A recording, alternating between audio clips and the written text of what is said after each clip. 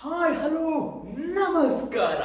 ಸಖತ್ ಸುದ್ದಿ ಯೂಟ್ಯೂಬ್ ಚಾನಲ್ಗೆ ಮತ್ತೊಮ್ಮೆ ತಮ್ಮೆಲ್ಲರಿಗೂ ಆತ್ಮೀಯವಾದಂತಹ ಸ್ವಾಗತ.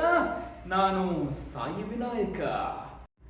ಪ್ರಿಯ ವೀಕ್ಷಕರೇ, ಶನಿವಾರ ನಡೆದಂತಹ ಡೂ ಆರ್ ಡೈ ಪಂದ್ಯದಲ್ಲಿ RCB ತಂಡ ರೋಚಕ ಜಯ ಸಾಧಿಸಿತ್ತು. ಇದರ ಮುಖಾಂತರ ಚೆನ್ನೈ ಸೂಪರ್ ಕಿಂಗ್ಸ್ ತಂಡವನ್ನು ಟೂರ್ನಿಯಿಂದ ಹೊರಹಾಕಿತ್ತು. ಶನಿವಾರ ನಡೆದ ಪಂದ್ಯದಲ್ಲಿ RCB ಜಯ ಸಾಧಿಸಿದ್ದು ಎಲ್ಲರನ್ನೂ ಮೂಕ ವಿಸ್ಮಿತರನ್ನಾಗಿ ಮಾಡಿದೆ.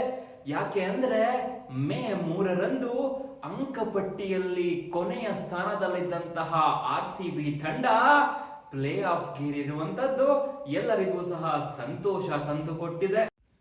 ವೀಕ್ಷಕರೇ, ನಿಮ್ಮೆಲ್ಲರಿಗೂ ಸಹ ಗೊತ್ತಿರೋ ಹಾಗೆ ಪಂದ್ಯ ಮುಗಿದ ನಂತರ ಎರಡೂ ತಂಡದ ಆಟಗಾರರು ಸಹ ಹ್ಯಾಂಡ್ ಶೇಕ್ ಮಾಡಬೇಕು.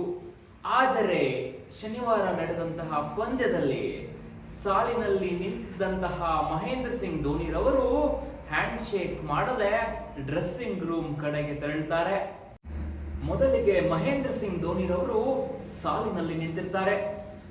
RCB ತಂಡದ ಆಟಗಾರರು ಸೆಲೆಬ್ರೇಟ್ ಮಾಡ್ತಿದ್ದಂತಹ ಕಾರಣ ಬರುವುದಕ್ಕೆ ಸ್ವಲ್ಪ ತಡ ಆಗತ್ತೆ. ಅಷ್ಟರಲ್ಲಿ ಮಹೇಂದ್ರ ಸಿಂಗ್ ಧೋನಿರವರು ಕಾಯಲಾರದೆ ಮುನಿಸಿಕೊಂಡು ಡ್ರೆಸ್ಸಿಂಗ್ ರೂಮ್ ಕಡೆಗೆ ಹೋಗ್ತಾರೆ. ಅಂತಹ ಮಹಾನ್ ಆಟಗಾರ, ಕ್ಯಾಪ್ಟನ್ ಕೂಲ್ ಎಂದೇ ಹೆಸರುವಾಸಿಯಾಗಿರುವಂತಹ ಮಹೇಂದ್ರ ಸಿಂಗ್ ಧೋನಿರವರು ಹಾಗೆ ಮಾಡಿದ್ದು ಸರಿನಾ? ಕಮೆಂಟ್ ಮಾಡುವ ಮೂಲಕ ನಿಮ್ಮ ಅಭಿಪ್ರಾಯವನ್ನು ತಿಳಿಸಿ. ಇದೇ RCB ತಂಡದ ಆಟಗಾರ, ಡೆಲ್ಲಿ ಡ್ಯಾಶರ್ ಎಂದೇ ಹೆಸರುವಾಸಿಯಾಗಿರುವಂತಹ ವಿರಾಟ್ ಕೊಹ್ಲಿರವರು ಈ ರೀತಿ ವರ್ತನೆ ತೋರಿದರೆ ಖಂಡಿತ ಟೀಕೆಗೆ ಗುರಿಯಾಗುತ್ತಿದ್ದರು.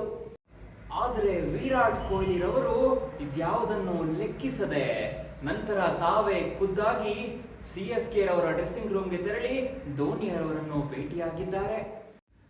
ಅದೇನೇ ಇರಲಿ ವೀಕ್ಷಕರೇ, RCB ತಂಡ ಒಂದು ದೊಡ್ಡ ಸಾಧನೆ ಮಾಡಿ ಎಲ್ಲರಿಗೂ ಸಹ ಮಾದರಿಯಾಗಿದೆ. ನನ್ನ ಈ ವಿಡಿಯೋ ನಿಮಗೆ ಇಷ್ಟವಾಗಿದ್ದಲ್ಲಿ ಲೈಕ್ ಮಾಡಿ, ಹಾಗೆ ಶೇರ್ ಮಾಡಿ. ತಪ್ಪದೆ ನನ್ನ ಈ ಯೂಟ್ಯೂಬ್ ಚಾನಲ್ ಅನ್ನ ಸಬ್ಸ್ಕ್ರೈಬ್ ಮಾಡಿ. ಧನ್ಯವಾದಗಳು.